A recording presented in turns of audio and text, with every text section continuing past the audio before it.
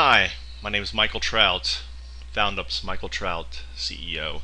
Anyway, I'm making a talk on ideas. You got an idea to make the world a better place. You have an idea for a song or a book or anything else, but how do you get these ideas going? You could Kickstarter it, but less than 1% of Kickstarter campaigns or Indiegogo campaigns raise over six figures.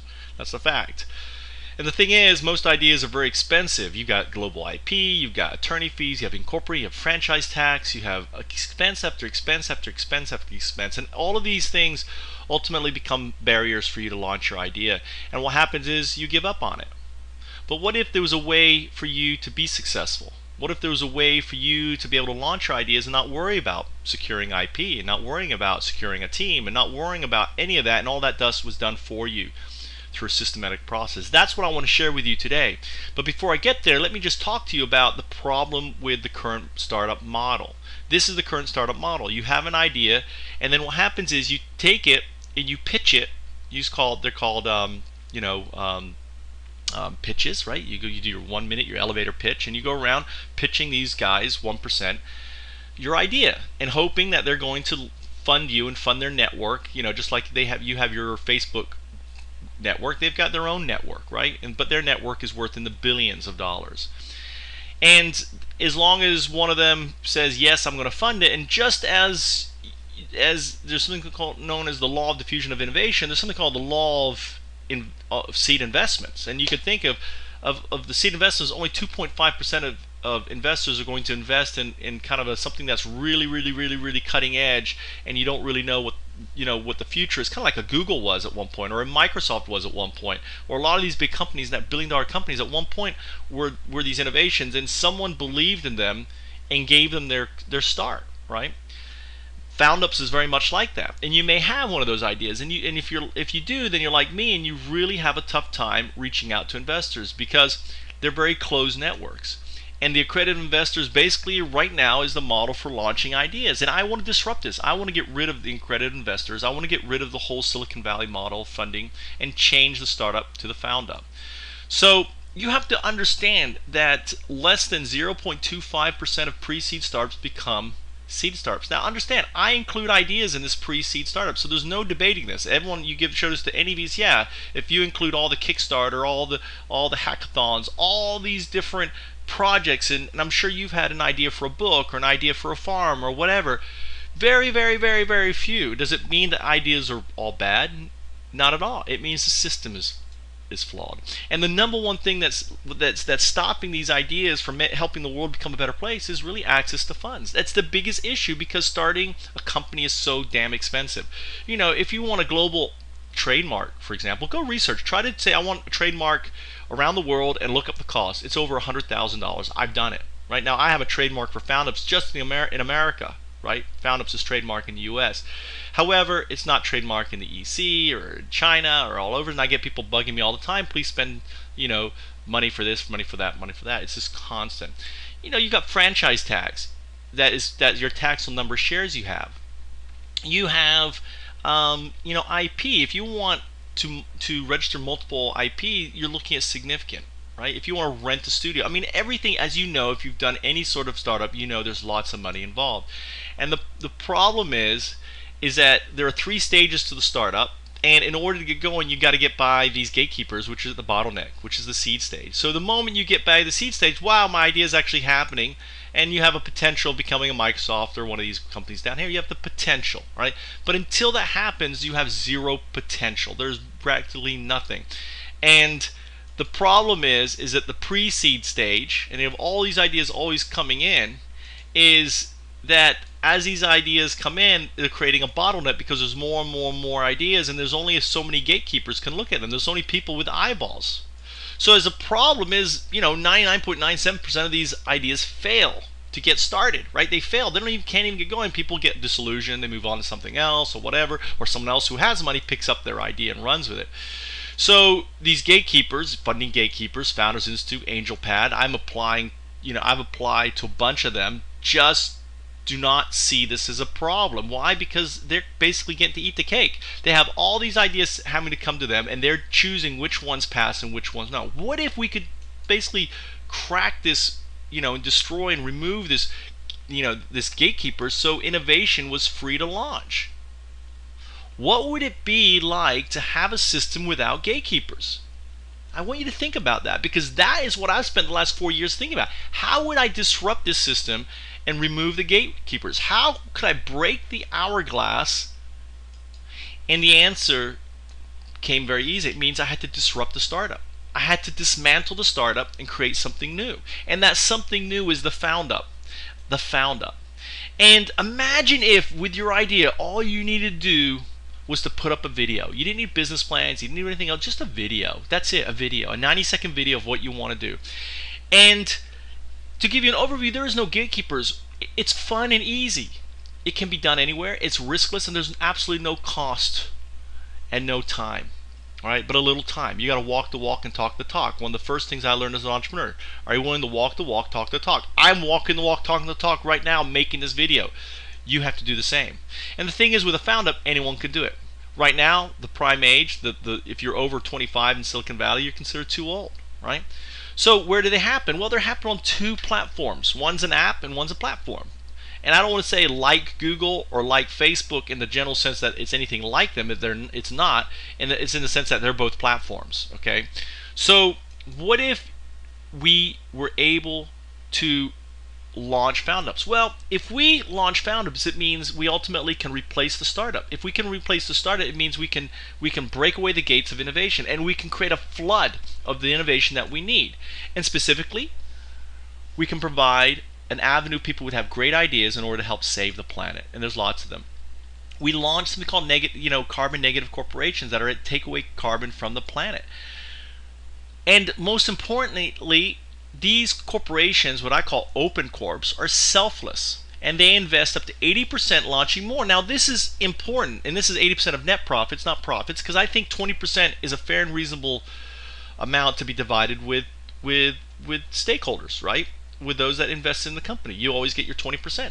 That's, I think, fair and reasonable. I think the other 80% needs to go towards helping save the planet, because our planet is in a dire situation, people. It's in a really, really bad situation. So what happens is that these open corporations replace the 1%. Right? Remember, these are selfless. Think of every one of these corporations like a Jesus or a Buddha or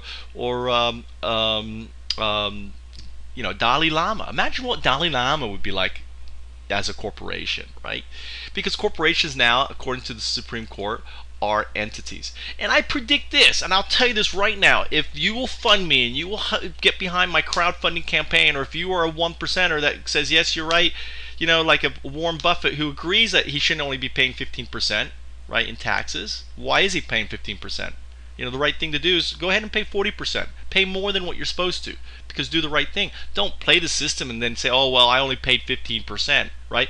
But this is what I predict, that if you'll support me, get behind me, if you'll help me launch what I've spent 4 years developing, within 10 years, we will disrupt and displace the startup with the foundup. And in doing so, we will save the planet. By A, launching innovation, by B, having corporation. There's a lot more to the open corp. Like, for example, they will not participate in any sort of lobbying. We will kill the lobbyist, and we will kill the corporate contribution to politics, because open corps. Do you think the Dalai Lama, if he was a corporation, would he pay special interest groups in order to get Tibet out of the hands of the Chinese? No, he doesn't do anything. He could do so much. But if he wasn't the Dalai Lama, he would actually be playing all these games in order to pressure China to release. He's not into that. And that's the kind of corporation we need. We need Dalai Lama, we need Buddha, we need Jesus-like corporations if we're going to save this planet. So you're probably wondering, well, I don't understand how you'll grow this. Well, it's really simple. So as these ideas come on, and remember, right now all the ideas are bottlenecking in the funnel. Well, this is looking down. There is no funnel. So all of a sudden, it's open. Anyone can place their ideas on foundups.com or Play Foundups app. And as they do, what happens is they're going to level up. And as they level up, they're going to create, we use in startup terms, something called a greater valuation, right? The valuation of the idea is going to increase as it validates. And basically the value, eventually some are going to launch as independent open corps, or they're going to launch as part of us. I believe, to be honest, that over 95% of ideas are going to just become part of foundups, right? Because most innovators are going to say, well, why do I need to be independent? And I can talk about that in another talk, but I believe over 95% are going to remain part of us. So these corps are us. We in foundups invest 80% of our net profits back into our platform. Okay, we're mandated in our articles of incorporation to do that. And as that happens, all of a sudden that fuels more ideas, because all of a sudden they're getting a little bit of capital needed to secure IP and so on, and build teams and build prototypes and everything else, and secure IP and build, and they launch and more launch, and this is going to be faster and faster and faster and faster and faster. And ultimately, what we have is a snowball. So this is why I predict within 10 years of launching foundups, we're going to displace the startup. We're going to remove the vehicle of the 1% and replace it with a vehicle for the 99%. Because all of a sudden institutional investors become redundant in the process. So what's a foundup? Well, a foundup is simple. It's a founder with an idea. Any idea. I don't care how crazy it is. There's no limits. Ideas don't expire on foundups like they do on Indiegogo and Kickstarter. There's no experiment. And we're not a crowdfunding platform. Crowdfunding is a component of our platform, but it is not the be all and end all. That's just a tool. One of the tools. Okay? The main thing is something I developed called the Open Innovation Framework, OIF. OIF is a software as a service solution. Think of it kind of like the Google algorithm, right? It's complex. I have flowcharts. I have spent years developing this, how it works together.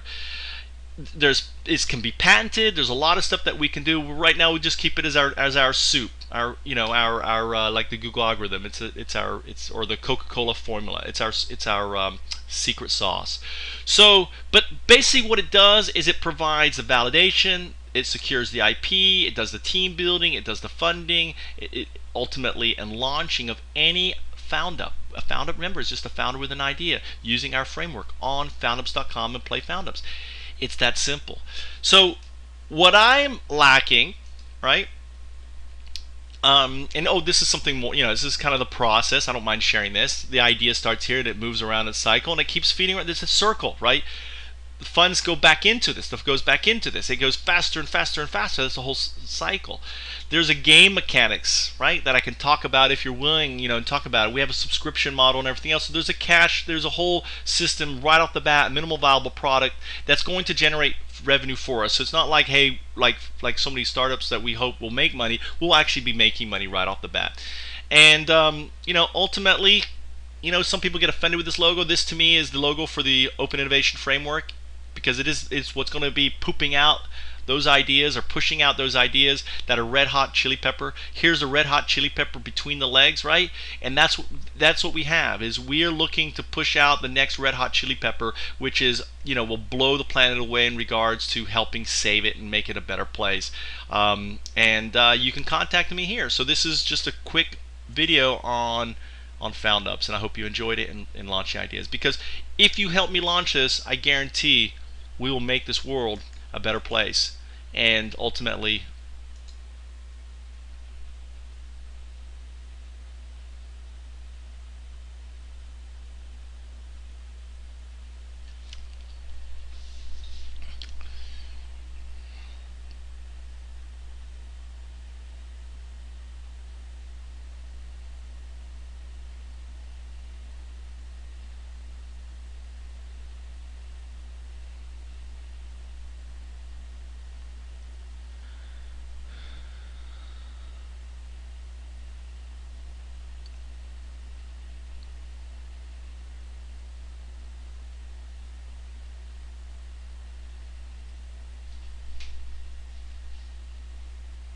it's still recording.